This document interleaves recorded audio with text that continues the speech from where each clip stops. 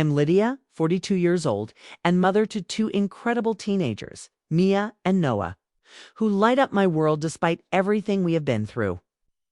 2 years ago, after my divorce left us scrambling, we moved into my parents' home, a decision I thought would be our lifeline as I rebuilt our lives. As a librarian working long hours, I needed their help with my kids, and they offered, promising stability in their sprawling suburban house. But last month, when my parents announced they would pay full college tuition for my brother Daniel's daughters, but said mine did not deserve it, I felt a betrayal deeper than I could have imagined. I did not cry or beg. I packed our bags, walked out, and set a plan in motion that would make them see the cost of their favoritism. By the end of the week, I had 31 missed calls, and that was just the start of my fight to protect my kids' worth. If you want to see a family unravel over unfairness and a mother rise to reclaim her own, stick around for this story on total revenge. This is not about money. It is about respect, and I would not let them take that from us. The smell of my mother's lavender potpourri and my father's pipe tobacco filled the air as I pushed open the heavy oak door of their house, my keys jingling softly in my hand. The late afternoon sun slanted through the living room windows, casting long shadows across the polished hardwood floors my parents had installed when I was a teenager. That familiar scent and glow usually brought comfort, a reminder of childhood. Evenings spent reading in this very room. Not today, though, as the air felt thick with tension, like a storm brewing behind my parents' smiles. My mother Evelyn sat on the plush beige sofa, flipping through a catalog of baby clothes for my niece. Sophie, her face lit with a warmth I rarely saw directed at my kids. My father, George, was in his armchair, polishing his reading glasses, while Sophie, my brother Daniel's 5-year-old daughter, played with an expensive dollhouse in the corner. Mia, 16, and Noah, 14, were upstairs doing homework, their laughter faint but precious, a sound I clung to amidst the growing unease. "Lydia, can you make Sophie some hot chocolate?" my mother called, not looking up from her catalog. Her tone assuming I had nothing else to do. I just got home from the library. "Mom," I said, setting my canvas tote on the hall table, its weight heavy with books I had borrowed for Noah's science project. "I need to check on Mia and Noah's dinner first." My mother sighed, a sound I knew too well, one that said I was being difficult for no reason. "It is just hot chocolate, Lydia.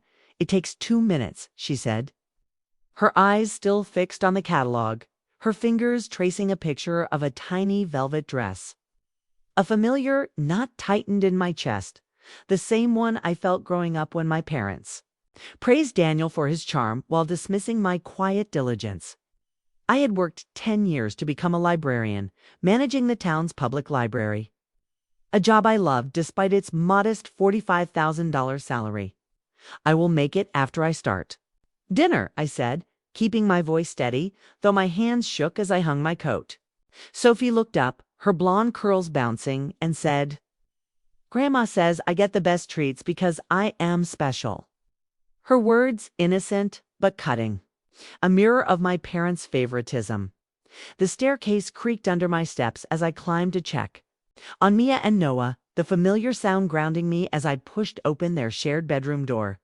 Mia sat cross-legged on her bed, her dark hair tucked behind her ears, typing furiously on her laptop for a history essay, her brow furrowed in concentration. Noah sprawled on the floor, surrounded by graph paper and colored pencils, sketching diagrams for his science fair project on renewable energy. "Hey, you two, how's it going?" I asked, leaning against the doorframe, my heart swelling at their focus despite the cramped space they shared. "Mom, I think I nailed the thesis," Mia said, her voice bright, though her eyes flicked to the door as if expecting an interruption. Noah looked up, his glasses slipping down his nose, and grinned. "My solar panel model is almost done, but I need more data on wind turbines." I nodded, promising to find extra resources at the library, but the weight of Sophie's words downstairs lingered like a bruise. "Dinner in an hour," I said, forcing a smile, knowing I had to face my parents again before the night was over. Downstairs. The kitchen smelled of garlic and olive oil as I chopped vegetables for a pasta dish. The knife's rhythmic thud, a small rebellion against the tension. My mother wandered in, still clutching her catalog, and leaned against the counter, her silver bracelet glinting under the fluorescent lights. "Lydia, you should see the outfits I ordered for Sophie. They are perfect for her preschool pageant," she said, her voice bubbling with excitement. I kept chopping, the carrots crisp under my blade, and said, "That is nice, Mom, but Mia has a debate tournament next week, and Noah's science fair is coming up. They could use some support, too." My mother waved her hand, dismissing my words like dust. "Oh, they will be fine. They are older. Sophie needs us more right now. She is so young and impressionable." The knot in my chest tightened, my knife pausing mid-slice as I processed. Her words, the implication that my kids were less deserving of her attention. "They are still your grandchildren," I said, my voice low, but she had already turned back to her catalog, oblivious to the hurt she left behind. Dinner was a quiet affair. The clink of forks against plates, the only sound as Mia and Noah ate quickly, sensing the undercurrent of tension. My father joined us late, his pipe smoke trailing him, and ruffled Sophie's hair as he sat, ignoring Mia and Noah's polite hellos. "George, tell Lydia about the college fund we set up for Sophie and Lily," my mother said, her eyes sparkling. As she passed the salad, my heart stopped, the fork halfway to my mouth as my father nodded proudly. "We have put aside $20,000 each for Daniel's girls to cover their college tuition when they are ready," he said, his voice warm with approval. Mia and Noah exchanged glances, their faces falling, and I felt a surge of anger I could barely contain. "What about Mia and Noah?" I asked, my voice steady despite the storm inside me.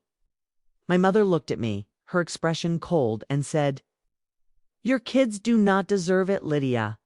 They are not like Sophie and Lily. They are not special in that way." The words hit like a slap. The kitchen's silent except for the faint hum of the refrigerator. My kids' eyes wide with hurt they did not deserve. Mia pushed her plate away, her hands trembling, and Noah stared at his lap, his shoulders hunching as if to shield himself. "Mom, Dad, they are your grandchildren too," I said, my voice shaking now, the anger bubbling over despite my efforts to stay calm. My father shrugged, cutting into his chicken, and said, "Daniel has always been the one to make us proud. His girls have potential. We have to prioritize." I stood, my chair scraping against the floor, and looked at my kids, their faces a mix of confusion and pain. "Mia, Noah, go pack your things. We are leaving," I said, my voice firm, surprising even myself with its strength. My mother laughed, a sharp dismissive sound, and said, "Lydia, do not be dramatic. Where would you even go?" I met her gaze, my resolve hardening, and said, "Somewhere my kids are valued. We are done here." Upstairs, the kids moved quickly, their movements fueled by a mix of fear and determination as they stuffed clothes and books into backpacks. Mia clutched her debate notes, her jaw set, while Noah packed his science kit, his hands careful but hurried. "Mom, are we really leaving?" Mia whispered, her voice a mix of hope and uncertainty, her eyes searching mine for reassurance. "Yes, we are," I said, helping Noah zip his bag, the sound loud in the quiet room. "You do not have to stay where you are not respected." From downstairs, I heard my parents' voices low and urgent, as if they thought this was just a tantrum I would get over. I grabbed my own bag, packing essentials, my librarian badge. A photo of my kids at the beach last summer, their smiles bright against the waves. This was not about money, it was about dignity, and I would not let my parents strip that from us. Back.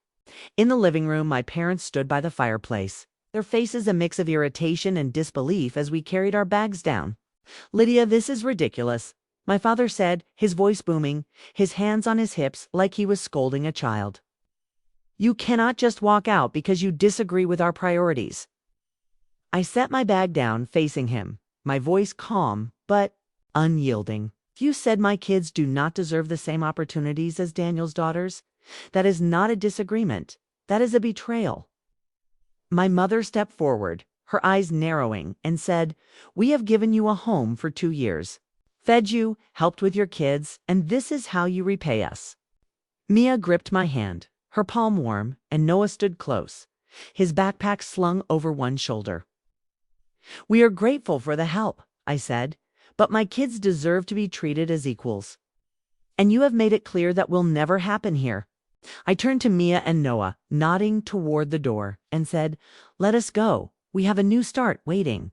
The cool October air hit us as we stepped onto the porch.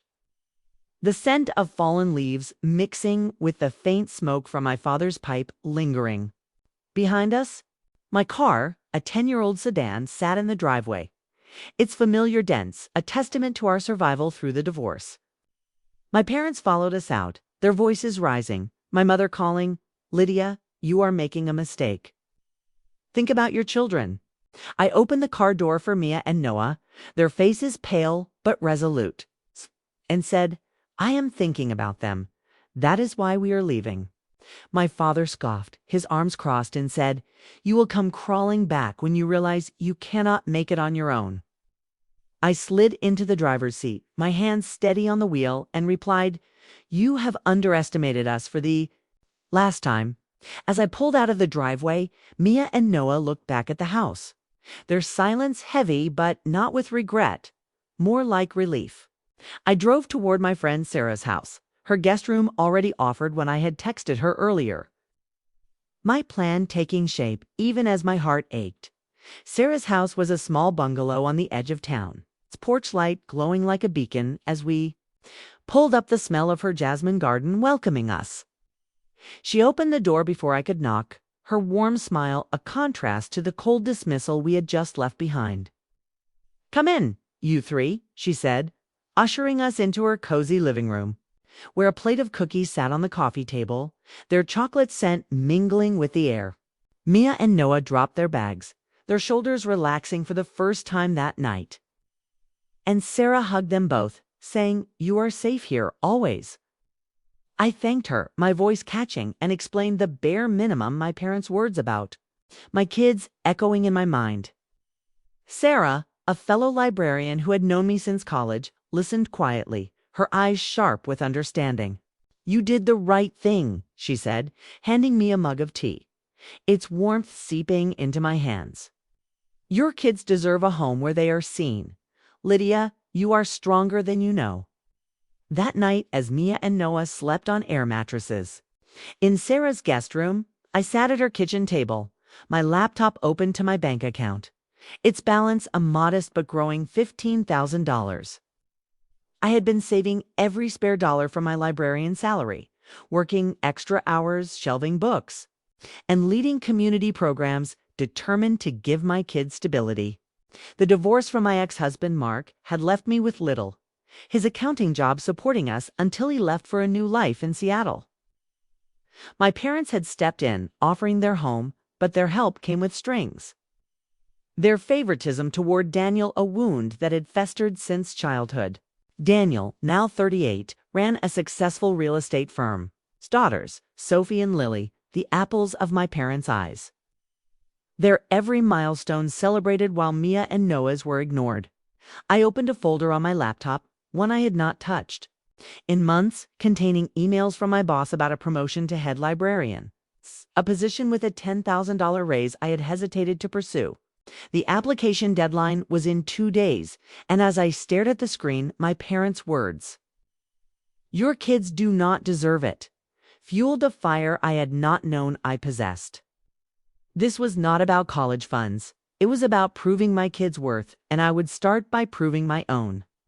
The next morning, I woke early, the scent of Sarah's coffee brewing pulling me from a restless sleep, my mind racing with plans. I drove Mia and Noah to school, their faces brighter in the morning light, though Noah clutched his science kit tightly, as if afraid to let go. "Mom, are we going back to get our stuff?" Mia asked, her voice steady but curious, her debate skills evident even now. Yes, tomorrow, I said, but today I have some things to take care of. You focus on school. Okay.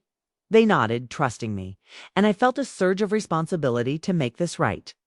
At the library, I met with my boss, Karen, in her cluttered office. The smell of old books and her peppermint tea grounding me. Lydia, I was hoping you would apply for head librarian, she said, her eyes kind but direct. You have been running half the programs here already. You are ready. I submitted my application, my heart pounding, knowing this could change everything. Not just for me, but for Mia and Noah's future.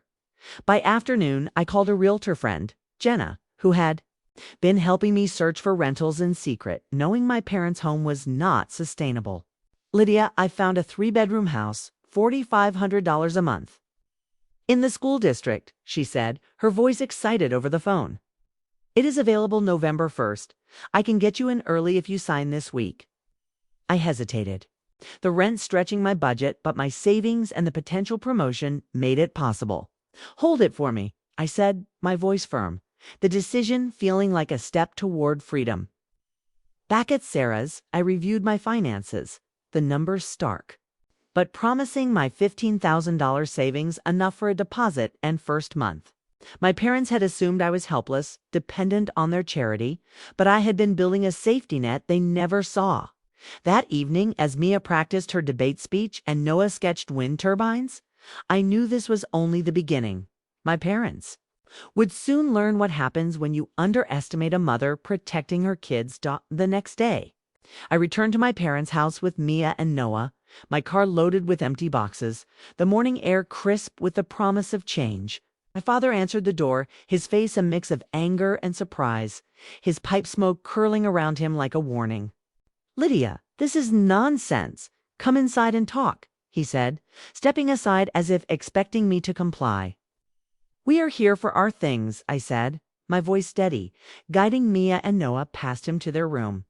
My mother appeared in the hallway, her eyes red, and said, "You are breaking this family apart over a misunderstanding."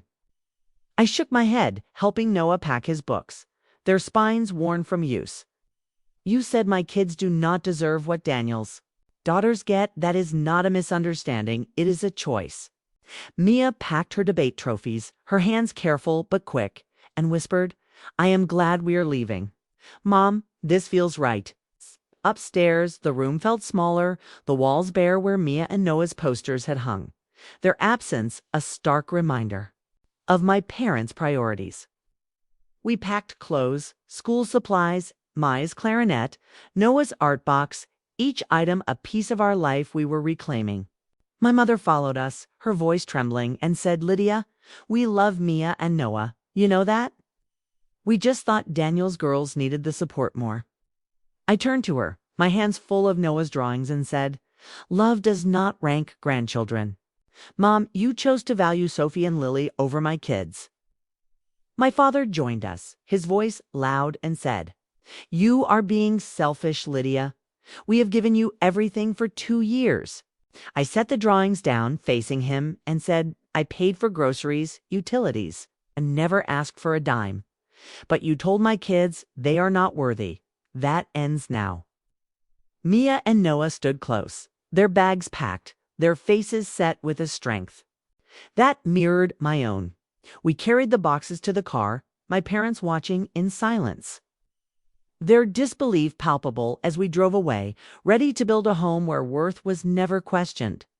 Sarah's bungalow felt like a sanctuary as we settled in, the jasmine scent from her garden drifting through the open windows, mingling with the warmth of her fresh-baked cookies. Mia and Noah sprawled on the guest room floor, their backpacks open, sorting through their belongings with a quiet determination that made my heart ache and swell at once. I sat at Sarah's kitchen table, my laptop glowing with a confirmation email for my head librarian application, a $10,000 raise within reach if I got the job. My parents' words, your kids do not deserve it, echoed in my mind, fueling a fire I had not known I possessed until now. I sipped Sarah's chamomile tea, its warmth steadying my hands, and checked my phone. 31 missed calls, now joined by a dozen texts from my mother, pleading, Lydia, come home. We can fix this. I ignored them, focusing instead on Jenna's email. About the rental house, available in 6 days. A 3-bedroom haven for $4,500 a month. The numbers were tight. But my $15,000 savings and the potential promotion made it possible, a step toward proving my kids' worth. I would not let my parents' dismissal define us. I was building a plan to show them what happens when you underestimate a mother's resolve.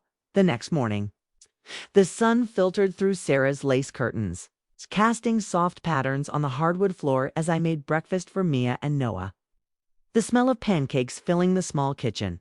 Mia, her debate notes spread across the table, looked up and asked, "Mom, what happens if Grandma and Grandpa keep saying we are not good enough?" I flipped a pancake, its edges golden, and said, "We show them they are wrong by living our truth, not their lies." Noah, sketching a wind turbine at the counter, nodded quietly, his pencil scratching softly. His trust in me, a weight I carried with pride. Sarah joined us, her presence a steady anchor, and said, "Lydia, I heard from a friend at the community center. Your parents are telling people you overreacted, that you are jealous of Daniel." I set the spatula down, my jaw tightening, and said, "Let them talk. The truth will come out soon enough." After breakfast, I drove the kids to school, their faces brighter but cautious, and headed to the library, my mind racing with next steps to protect our future. By noon, I had called Jenna to confirm the lease, signing digitally while shelving books. The smell of old paper grounding me as I secured our new home at the library. The hum of patrons and the soft clack of keyboards felt like a second skin, a place where I was more than my parents' disappointment.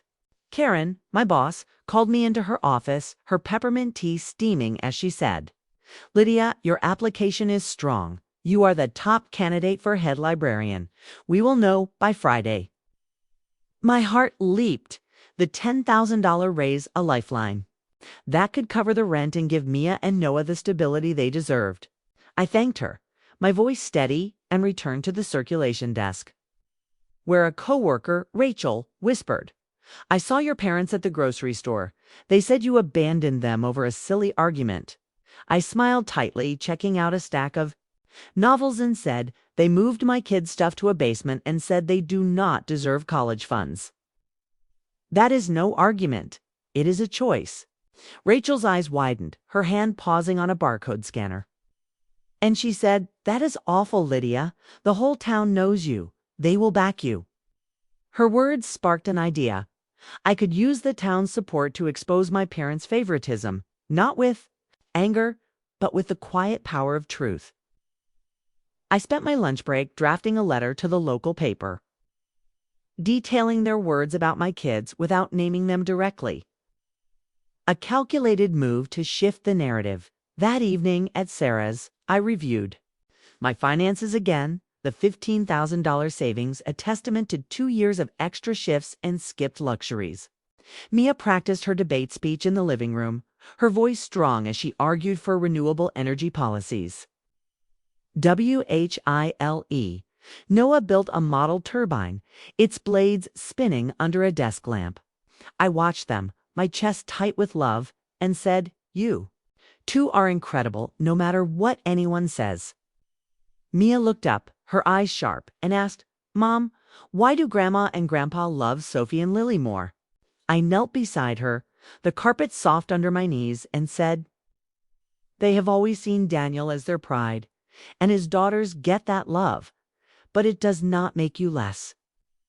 Noah added, his voice quiet, "I heard Grandpa say Sophie will go to an Ivy League school, but I just want to study engineering." I hugged them both, their warmth grounding me, and said, "You will go wherever you dream. I will make sure of it." The promise felt like a vow, one I would keep even if it meant facing my parents head on. Wednesday brought a new challenge. My phone buzzed with a voicemail from Daniel, his voice smooth but edged. "Lydia, Mom and Dad are upset.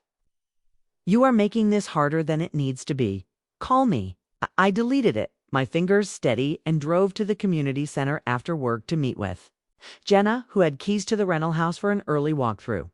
The house was small but bright, its hardwood floors gleaming under sunlight, the kitchen smelling of fresh paint and possibility. Jenna handed me the keys, their weight cold in my palm, and said, "You move in Monday, Lydia. This place is perfect. For you three."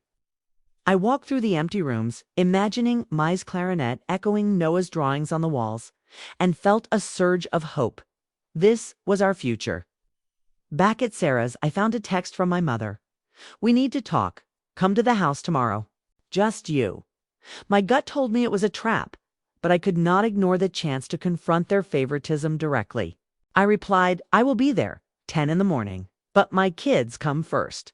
Thursday morning, I dropped Mia and Noah at school, their backpacks heavy with hope, and drove to my parents' house, the familiar oak door looming like a judgment. My mother opened it, her face pale, and said, "Lydia, this has gone far enough. Come inside." The living room smelled of lavender and pipe smoke, my father pacing by the fireplace, his glasses glinting with frustration. Daniel was there, Sophie on his lap, her dollhouse forgotten as he said, "You are tearing the family apart. Lydia, over." What? A misunderstanding. I stood firm, my purse clutched tight, and said, "You told my kids they do not deserve college funds." That is not a misunderstanding. It is a choice to value Sophie and Lily over them. My father scoffed, his voice booming. "We have supported you for 2 years, rent-free, and you repay us with this tantrum." I met his gaze, my voice calm. "You paid $20,000 each for Daniel's daughters, but said mine are not special enough. That is not support. That is betrayal." My mother's eyes welled, but she said, "We just want the best for all our grandchildren." "You are twisting our words." The room fell silent, the ticking of the grandfather clock loud in the tension. As Daniel set Sophie down and stood, his face hard. "Lydia, you have always been jealous of me. Admit it. This is about you feeling left out," said, his words cutting deep, echoing childhood wounds. I shook my head, my resolve unyielding, and said, "This is about my kids being told they are less. I will not let that stand." My mother reached for my hand, her fingers cold, and said, "We love Mia and Noah, but Sophie and Lily are younger. They need more now." I pulled back, my heart racing, and said, "Love does not choose favorites, Mom. You rank my kids below Daniel's, and I will protect them from that." My father stepped forward, his voice low, and said, "If you walk away, do not expect our help again. No more safety net." I looked at them, their faces a mix of anger and denial, and said, "We do not need your net. We have our own." I walked out, the door closing behind me with a thud. My plan to expose their favoritism now a burning need. Back at Sarah's, I found a note from Rachel at the library. Slipped under the door, "Lydia, your letter hit the paper today. The town is talking. People are on your side." I opened the local news website, the headline reading, "Local Family Faces. Favoritism claims," my anonymous letter detailing my parents' words about my kids, their $20,000 college funds for Sophie and Lily, and their dismissal of Mia and Noah. Comments flooded in, neighbors and coworkers writing, "Lydia is a dedicated mom. Her kids deserve better, and shame on that family for picking favorites." My phone buzzed with a text from Karen. "You got the head librarian job. Official offer tomorrow. Congratulations." The $10,000 raise was mine, a lifeline that would secure our rent and prove I could provide without my parents. Mia and Noah came home, their faces bright from school, and I hugged them, saying, "We are moving into our new house Monday, and I got a promotion. We are going to be okay." Mia grinned, her debate notes forgotten, and said, "I knew you would fix it, Mom." Noah added, "Can I paint my room blue? I want it to feel like ours." And I nodded, tears stinging my eyes. Their hope, my greatest reward. Friday morning. I met Jenna at the rental house to finalize paperwork, the smell of fresh paint lingering. As I signed the lease, my hands steady with purpose. The house had a small backyard, perfect for Noah's experiments. and a sunny kitchen where Mia could practice her clarinet without fear of being shushed. Jenna hugged me, saying, "This is your fresh start, Lydia. The town is rooting for you." I drove to the library where patrons approached me offering support, one saying, "I read your letter." My sister went through the same with her parents. You are not alone. The community's backing felt like armor, strengthening my resolve to confront my parents' narrative. That afternoon, my phone buzzed with a voicemail from Daniel, his tone sharp. "Lydia, your letter is causing trouble. Mom is crying, Dad is furious. Meet us tonight to settle this." I deleted it, knowing another meeting would only bring more excuses, and called Sarah instead, asking, "Can you watch the kids tonight? I need to plan something big." She agreed, her voice warm. "Whatever you are planning, Lydia, I am behind you. Make them see the truth." That evening, I sat at Sarah's table, my laptop open to a draft of a public statement. One I would post on the community center's social media page, not anonymous this time. I wrote about my parents' favoritism, their $20,000 college funds for Sophie and Lily, their claim that Mia and Noah did not deserve the same, and my decision to leave to protect my kids' dignity. I included details of my savings, my promotion, my new home, proving I was not the helpless daughter they thought. The words flowed, fueled by years of being overlooked, the scent of Sarah's jasmine garden calming me as I typed. Mia peeked over my shoulder, reading, and said, "Mom, this is brave. Will it make them stop?" I hugged her, her hair soft against my cheek, and said, "It will show everyone who they are, and that we are stronger without them." Noah joined us, his turbine model complete, and said, "I want people to know we are not less than Sophie and Lily." I nodded, hitting send, the post going live. A spark that would ignite the town's response and set the stage for my parents' reckoning. Saturday morning, the community center's page exploded with reactions, over 200 comments in hours. People writing, "Lydia is a hero. Her kids deserve equal love, and no grandparent should choose favorites like that." My phone buzzed with texts from cousins, old friends, even my Aunt Clara, who wrote, "I saw the post. I am so sorry. I knew your parents favored Daniel, but this is too far." I thanked her, my heart heavy but lifted by the support, and drove to the library to prepare for our move, my new role as head librarian starting Monday. Karen met me, handing me the official offer letter, a $10,000 raise and better hours, and said, "The town is buzzing. Lydia, your story is waking people up." I spent the day packing boxes at Sarah's, Mia and Noah helping, their laughter filling the bungalow as we labeled furniture for the new house. That afternoon, a knock came, and I opened the door to find Daniel, alone, his face pale, his usual confidence gone. "Lydia, we need to talk. Your post is ruining our family," he said, his voice low, but I shook my head, saying, "You ruined it when you let Mom and Dad say my kids are not good enough. Come back when you see that." I closed the door, my heart racing, knowing the real confrontation was coming. And I was ready to face it with the town's strength behind me. Sunday, I took Mia and Noah to the park, their laughter echoing as they played soccer, the crisp air carrying the scent of pine and damp grass. A neighbor, Mrs. Larson, approached, her eyes kind, and said, "I read your post, Lydia." My parents did the same to my sister. "You are doing right by your kids." I thanked her, my resolve hardening, and checked my phone, 47 missed calls now. My parents and Daniel alternating between anger and pleas.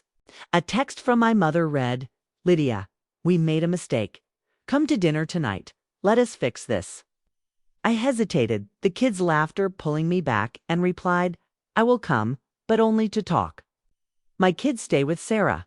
That evening, I drove to my parents' house, the oak door heavier than ever, my stomach tight with anticipation. My mother opened it, her face drawn, and said, "Lydia, we did not mean to hurt you. Let us work this out." I stepped inside, the lavender scent overwhelming, and said, This ends when you admit what you did to my kids. I am not here to compromise. I am here to set things right. My father stood by the fireplace, his pipe unlit, his face red with frustration while Daniel sat on the sofa, Sophie asleep beside him. Her dollhouse, a stark reminder of their priorities. "Lydia, you are blowing this out of proportion," my father said, his voice sharp. "We love all our grandchildren, but Daniel's girls have brighter futures."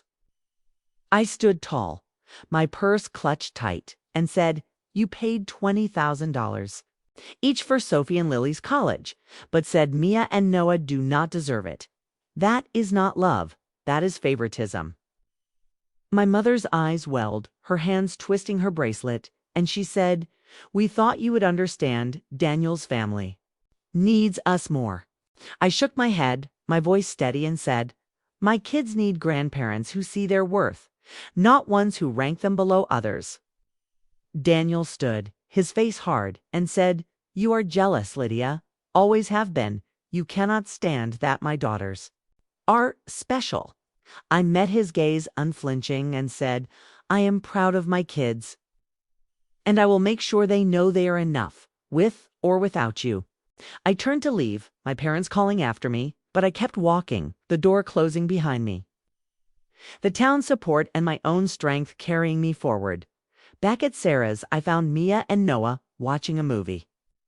Their faces relaxed, the guest room cozy with blankets and cookie crumbs. I hugged them, the scent of their shampoo grounding me, and said, "I talked to Grandma and Grandpa. They are not ready to change, but we are moving forward." Mia nodded, her eyes wise beyond her 16 years, and said, "We do not need them, Mom." "We have you," Noah added, his voice soft. "I just want to go to college like Sophie and Lily. Can we do that?"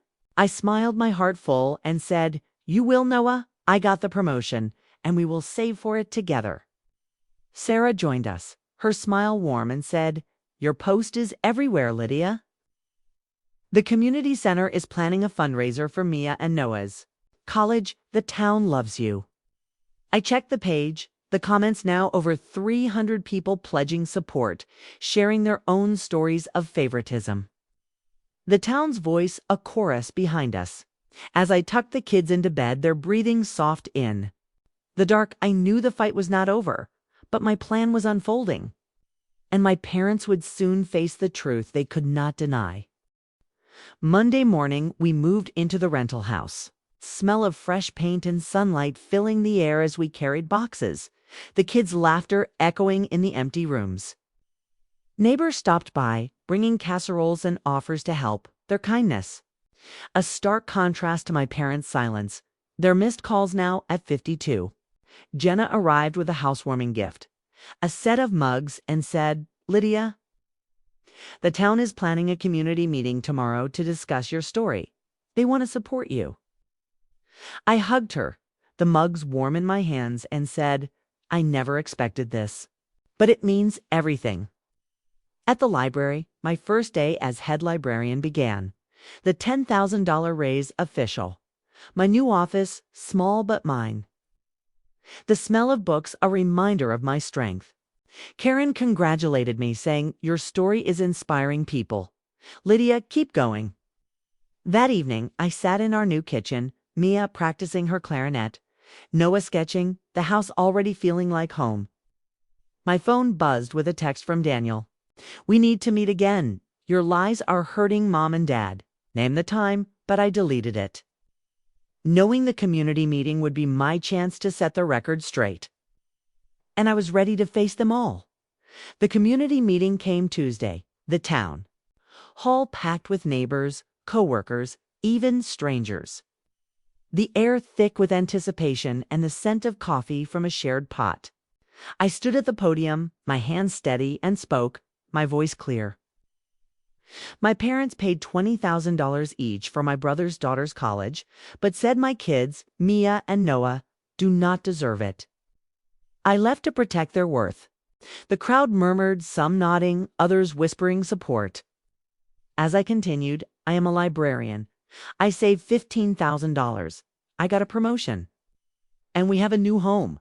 We do not need their money. We need their respect." Mia and Noah sat in the front row, their faces proud, and I felt their strength fueling mine. My parents arrived late, their faces pale, my mother clutching my father's arm, Daniel behind them, Sophie in his arms. My father stepped forward, his voice loud. "Lydia, this is a family matter. You are embarrassing us in front of the town." I met his gaze unflinching and said, "You embarrassed yourselves when you told my kids they are not good enough this town. Seize them, even if you do not." The crowd erupted in applause, my parents' faces falling, and I knew the final reckoning was coming. But I was ready. My kids' worth undeniable, my plan unfolding with every word. The town hall buzzed with energy, the smell of brewed coffee and fresh pastries filling the air as neighbors and friends lingered after the community meeting, their voices a chorus of support for me and my kids. I stood by the podium, my hands still tingling from the applause, Mia and Noah beside me, their faces glowing with pride as strangers approached to shake their hands. My parents stood frozen near the back, my mother clutching my father's arm, her eyes darting between me and me. The crowd, while Daniel held Sophie, his jaw tight, his usual confidence shaken. The town's response to my speech, outing their $20,000 college funds for Sophie and Lily, while dismissing Mia and Noah, had shifted something. The truth now public, undeniable. I caught my mother's gaze, her face pale, and said, "This is not about embarrassment, Mom. It is about fairness. My kids deserve better." My father stepped forward, his voice low but sharp. "Lydia, you have made your point. Now stop this public spectacle and come home." I shook my head, the podium solid under my hands, and said, "This is our home now. The town sees us, even if you cannot." The crowd murmured agreement, and I felt a surge of strength. My plan to protect Mia and Noah's worth unfolding. But the final reckoning was still ahead, and I was ready to see it through. Back at our new rental house, the kitchen glowed with evening light, the smell of fresh paint mixing with the pizza we ordered to celebrate our first night. Mia practiced her clarinet in her room, the notes bright and free, while Noah hung his wind turbine sketches on his wall, his blue paint choice making the space his own. I sat at the table, my laptop open to the community center's social media page, now with over 500 comments supporting us, some pledging donations for Mia and Noah's college funds. Sarah stopped by, her arms full of homemade brownies, their chocolate scent warm and comforting, and said, "Lydia, the fundraiser idea is taking off. People want to help your kids." I hugged her, my throat tight, and said, "I never expected this, Sarah, but it means everything to Mia and Noah."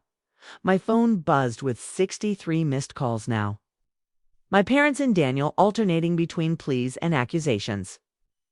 But I ignored them, focusing on the kids' laughter echoing through our new home.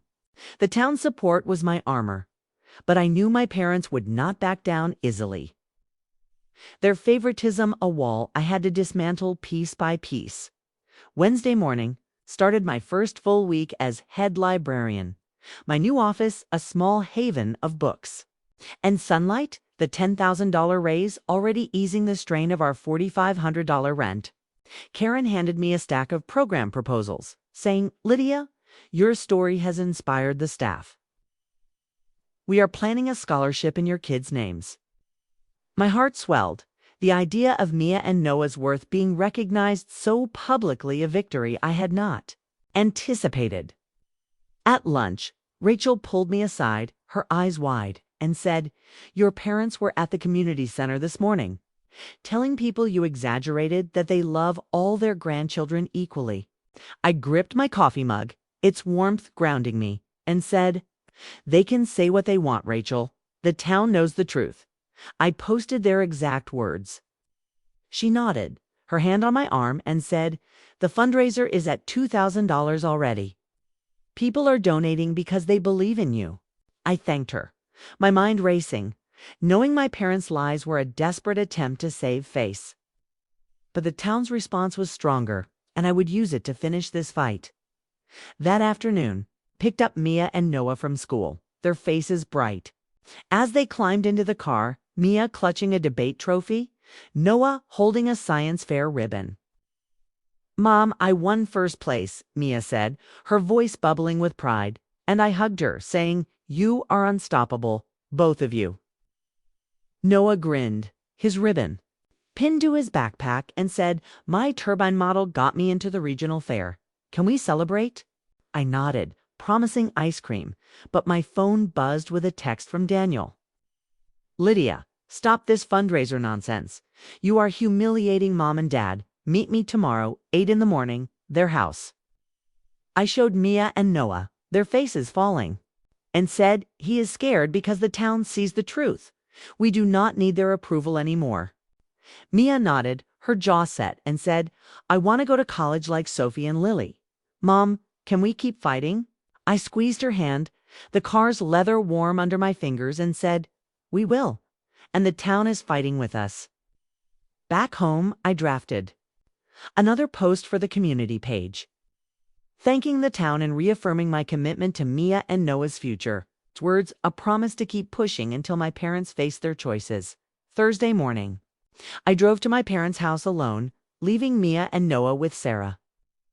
The oak door looming as I knocked, my stomach tight but my resolve firm. My mother opened it, her eyes red, and said, "Lydia, please, we are family. This public shaming has to stop." I stepped into the living room, the lavender scent heavy, and saw Daniel by the fireplace, Sophie playing quietly, my father pacing, his pipe unlit. "Lydia, you are out of control," my father said, his voice booming.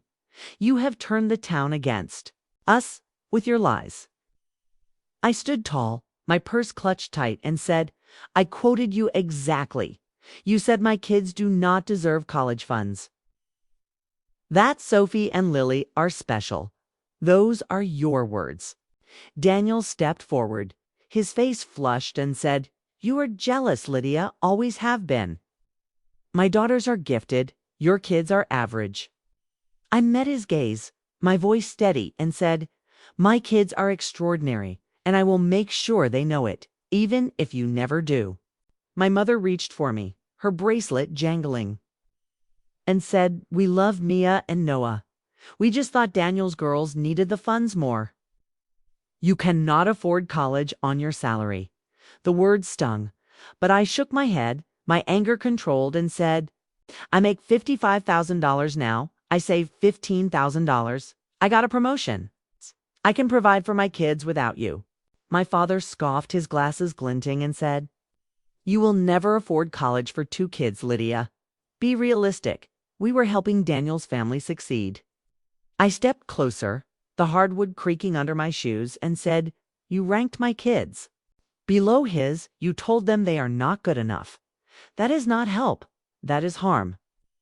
Daniel set Sophie down, his voice sharp, and said, "Stop this, Lydia, or we will cut you off completely. No more family, no more contact." I looked at them, their faces a mix of denial and desperation, and said, "You cut us off when you chose Sophie and Lily over Mia and Noah. I am choosing my kids now." My mother's eyes welled, her voice breaking, and she said, "Lydia, we made a mistake. Let us fix it. Come back home." I shook my head, the door behind me calling, and said, "We have a home, and it is not here. You need to face what you did." Walked out, their voices fading, the town's support and my kids' trust carrying me forward. The final confrontation still looming. Back at the library, the fundraiser had hit $5,000. With donations pouring in from neighbors, teachers, even strangers moved by our story, Karen called me into her office, her peppermint tea steaming, and said, "Lydia, the scholarship idea is official. We are naming it the Mia and Noah Future Fund, starting with $10,000 from the library board." I blinked back tears, the smell of books grounding me, and said, "Karen, this is more than I could have hoped. My kids will be so proud." At home, Mia and Noah helped unpack, their laughter filling the house as they arranged their rooms, the walls already holding their personalities. Mia hung a debate poster, her clarinet case open, and said, "Mom, people at school saw the fundraiser. They say we are inspiring them, Noah added, his turbine sketches pinned up. My teacher said I could get a scholarship for engineering. Is that possible? I hugged them, the scent of their shampoo warm, and said, anything is possible. You two are going to soar. The community's support was building, but I knew my parents would make one last push. And I was ready to meet it with the truth. Friday evening, the community center hosted a fundraiser event. The hall decorated with balloons and banners. The smell of fresh cookies and coffee welcoming a crowd of over 200. I stood at the front, Mia and Noah beside me as neighbors pledged donations, the total climbing to $8,000 for my kids' college funds. A local business owner, Mr. Thompson, approached, his smile kind, and said, Lydia, my wife, and I donated $1,000. Your kids remind us of our daughter. Keep fighting. I thanked him, my voice catching, as Mia squeezed my hand, her debate trophy gleaming under the lights. My parents arrived unexpectedly, their faces stiff, my mother clutching a purse, my father's pipe tucked away. Lydia, this has to stop, my father said, his voice low. You are turning the town into a circus. I faced him, the crowd watching, and said, you turned it into this when you said my kids do not deserve what Sophie and Lily get. The town sees them, even if you do not. The crowd cheered, my parents shrinking back, and I knew the tide had turned, but their final move was coming, and I had to be ready. Saturday morning, I woke to a text from my Aunt Clara. Lydia, your parents are planning a family meeting tomorrow. They want to counter your story. Be careful. I thanked her, my heart racing, and called Sarah, who said, bring Mia and Noah too. The meeting, let the town see you together. They cannot deny the truth then. The fundraiser had reached $10,000, with more pledges coming. The town support a wall my parents could not break. At home, I sat with Mia and Noah, the kitchen warm with the smell of oatmeal. Said, tomorrow, we face Grandma and Grandpa one last time. Are you ready? Mia nodded, her clarinet case beside her, and said, I want them to know I am going to college, no matter what they think, Noah added, his ribbon pinned to his shirt. I want to show them my turbine, prove I am not average. I hugged them, their strength my anchor, and said, we will show them together. You are more than enough. The meeting loomed, but the town's voice and my kids' courage made me unstoppable.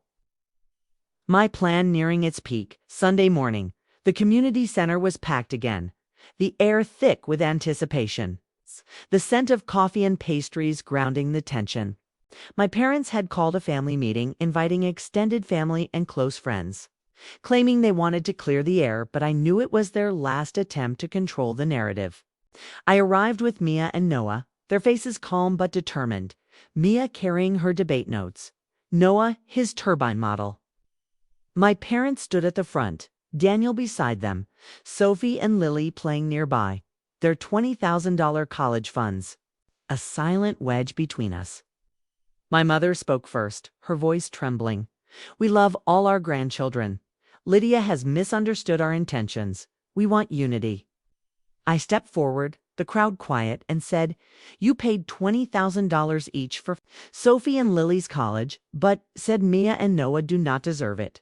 That is not love. That is a choice. My father's face reddened, his voice booming. You are twisting our words, Lydia.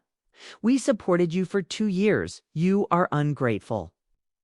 I held up my hand, my voice clear. You supported Daniel's family over mine. You told my kids they are not special. The town knows the truth. And so do you. Mia stepped beside me, her voice strong. Grandma, Grandpa. I won first place in debate. I am going to college, and I do not need your money to do it. Noah held up his turbine, his glasses slipping, and said, my project is going to regionals. I am not average. I am going to be an engineer. The crowd erupted, cheers shaking the room as my parents' faces fell, their excuses crumbling under the weight of my kids' courage. Daniel stepped forward, his voice desperate. Lydia, stop this. You are hurting Mom and Dad. Let us be a family again. I looked at him, Sophie in his arms, and said, "Family does not rank one child above another. You let them hurt my kids, and I will not forgive that." My mother sobbed, her bracelet jangling, and said, "Lydia, we were wrong. We see that now, please. Give us a chance." I shook my head, the podium steady under my hands, and said, "You get a chance when you show my kids the respect they deserve. Until then, we have our own family." The crowd cheered again, donations pouring in. The fundraiser hitting $15,000, and I knew we had one. But the final piece of my plan was still to come. After the meeting, my parents approached, their faces drawn, my mother saying, "Lydia, we want to make this right. Come to dinner next week. Just us." I nodded, cautious but open, and said, "Only if you acknowledge what you did to Mia and Noah. No more excuses." They agreed, their voices soft, and I felt a flicker of hope. Not for reconciliation, but for closure. Back home, Mia and Noah danced in the living room, the fundraiser now at $20,000. Matching what my parents gave Sophie and Lily, neighbors stopped by bringing casseroles and stories. One saying, "Lydia, my parents favored my brother." Two, "Your kids are an inspiration." I hugged Mia and Noah, their laughter filling our house, and said, "You proved 'em wrong. You are enough, always." The town hall meeting had shifted everything. My parents exposed, my kids lifted, but I knew one last step would seal our victory. A step only I could take. Monday, I settled into my role as head librarian, my office a haven of books and sunlight. The $10,000 raise easing our financial strain. Karen announced the Mia and Noah Future Fund at a staff meeting, the library pledging $15,000, bringing the total to $35,000 for my kids' college. I blinked back tears, the smell of peppermint tea grounding me, and said, "This is for them. Karen, thank you for seeing their worth." At home, Mia practiced her clarinet, her notes soaring, while Noah built a new turbine, his sketches covering his desk. A neighbor, Mrs. Larson, called, saying, "Lydia, the town wants to feature your story in the annual newsletter. You are changing how people see family." I agreed, my voice steady, knowing this story would cement my parents' accountability. That evening, my phone was quiet, no missed calls, a sign my parents were retreating, their narrative shattered. I sat with Mia and Noah, our kitchen warm with the smell of cookies we baked together, and said, "We did this. You two are my strength." Tuesday, I met with a financial advisor, Lisa, to plan Mia and Noah's college funds. The $35,000 a strong start for their dreams. Lisa, her office smelling of vanilla candles, said, "Lydia, with your savings and promotion, you can add $5,000 a year. They will have enough by graduation." I nodded, the numbers grounding me, and said, "I want them to know they can achieve anything, no matter what my parents think." Back home, Mia showed me her college list, including state schools with strong debate programs, while Noah researched engineering scholarships, his eyes bright with possibility. A text from my Aunt Clara arrived. "Lydia, your parents are talking about selling their house. They are shaken. You won." I replied, thanking her, and felt a weight lift, not from joy, but from knowing my kids were seen. That night, I tucked Mia and Noah into bed, their rooms a testament to our new life, and said, "You are my pride. No one can take that away." They smiled, their breathing soft, and I knew the final confrontation would come at dinner, where I would set the terms for any future with my parents. Wednesday. The library buzzed with patrons donating books for the scholarship fund. The communities support now at $40,000, surpassing my parents' funds for Sophie and Lily. Rachel pulled me aside saying, "Lydia, your parents called the library. They want to donate to the fund, but only if you stop the public posts." I shook my head, the smell of books steadying me, and said, "They cannot buy their way out of this. Rachel, my kids deserve an apology, not their money." At home, Mia and Noah helped cook dinner, their laughter filling the kitchen as we made tacos. The scent of cumin and lime, a new tradition. A neighbor dropped off a quilt saying, "This is for your new home, Lydia. The town is proud of you." I thanked her. The quilt soft in my hands and felt the town's love wrapping around us. My phone buzzed with a text from my mother. "Lydia, dinner. Sunday, we will talk about Mia and Noah. Please come." I agreed, knowing this was my chance to demand accountability. My plan nearing its end. Sunday arrived, the air crisp as I drove to my parents' house alone. Mia and Noah staying with Sarah, their trust in me as steady anchor. The oak door opened to my mother's tired face, her lavender scent heavy, and she said, "Lydia, we want to make this right. Come in." The living room was quiet, no Sophie or Lily, just my parents and Daniel, his face drawn, his usual charm gone. My father stood by the fireplace, his pipe unlit, and said, "Lydia, we see now we hurt Mia and Noah. We are sorry." I sat, my hands steady, and said, "You paid $20,000 each for Sophie and Lily, but said my kids are not special. An apology means nothing without change." My mother nodded, her eyes wet, and said, "We will set up funds for Mia and Noah, $10,000 each, to start." I shook my head, my voice firm, and said, "This is not about money, it is about respect. You need to show them you see their worth, not just write a check." Daniel leaned forward, his voice soft, and said, "Lydia, I was wrong too. I let Mom and Dad prioritize my girls. I will talk to Mia and Noah, make it right." The room fell silent. The grandfather clock ticking as I considered their words, my heart torn between hope and caution. I looked at them, their faces earnest for the first time, and said, "You can start by coming to Mia's debate tournament and Noah's science fair. Show up not as donors, but as grandparents who care." My mother nodded, her bracelet still, and said, "We will, Lydia. We want to be better." My father added, his voice gruff, "We were wrong to say those things. We see Mia and Noah's potential now." I stood, my purse in hand, and said, "Prove it with actions, not words. We will be watching." I walked out, the door closing softly, the weight of their promises heavy but uncertain. Back home, I told Mia and Noah, their faces cautious but hopeful, and said, "They want a chance. We will give them one, but on our terms."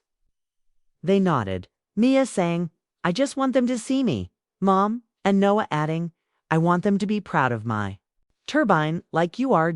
Over the next week, the fundraiser hit $50,000. The town's support unwavering, with businesses pledging annual donations for the Mia and Noah Future Fund. My parents attended Mia's debate tournament, clapping as she won second place, their faces showing genuine pride for the first time. Noah's science fair was next, his turbine earning a spot at nationals. My father shaking his hand, saying, "You are going far, Noah. We are proud." I watched, my heart softening but guarded, knowing actions would need to continue. At home, Mia and Noah thrived, their rooms filled with trophies and sketches, our kitchen a hub of laughter and tacos. The town newsletter published our story, titled "A Mother's Stand," inspiring others to confront family favoritism. My parents called asking to visit, and I agreed, setting rules: you treat Mia and Noah as equals, or you leave. They came bringing small gifts, a debate book for Mia, an engineering kit for Noah. And for the first time, I saw glimpses of the grandparents I had hoped they could be. Months passed, our lives settling into a rhythm of school, work, and community. The fundraiser reaching $60,000, enough for Mia and Noah's first 2 years of college. My parents joined us for monthly dinners, their apologies growing into actions, tending every event, learning about Mia's debate dreams and Noah's engineering goals. Daniel apologized to the kids, his voice sincere, saying, "I was wrong too. Let you feel less. You are amazing." Mia and Noah forgave cautiously, their trust earned slowly, but they smiled more, their confidence soaring. I bought the 3-bedroom house we had dreamed of, the mortgage tight but manageable with my $55,000 salary and savings. The closing day was sunny, Mia and Noah painting the front door blue, their laughter echoing as we moved. In My parents visited, my mother saying, "This is a beautiful home. Lydia, you did this." And my father adding, "We are proud of you, all three of you." I nodded, accepting their words, knowing the journey had changed us. But we had built a family rooted in respect, not rank. A year later, Mia was accepted into a state university with a debate scholarship. Noah into an engineering program. Their future's bright without my parents' funds. The Mia and Noah Future Fund grew to $75,000, supporting other local kids facing family bias. My parents became regular visitors, their favoritism fading, replaced by small acts of fairness, like equal gifts for all grandchildren. At Christmas, Daniel and his family moved closer. His relationship with my parents strained but healing as they learned to balance their love. At our new home, Mia played her clarinet. Noah built turbines, and I worked as head librarian, off as a hub of community programs. One evening, as we sat on our porch, the jasmine from a neighbor's garden drifting over. Mia said, "Mom, you made us feel enough. Thank you." Noah added, "I am glad we left. This is home." I hugged them, the stars bright above, and knew we had not just survived, but thrived, our worth proven, our family redefined. The journey had taught me that family is not blood, but the choices we make to value each other, a lesson I passed to Mia and Noah through every taco night and porch talk. My parents were learning, their actions slowly matching. Their words, but my kids and I had found strength in ourselves and our community, a bond stronger than any favoritism.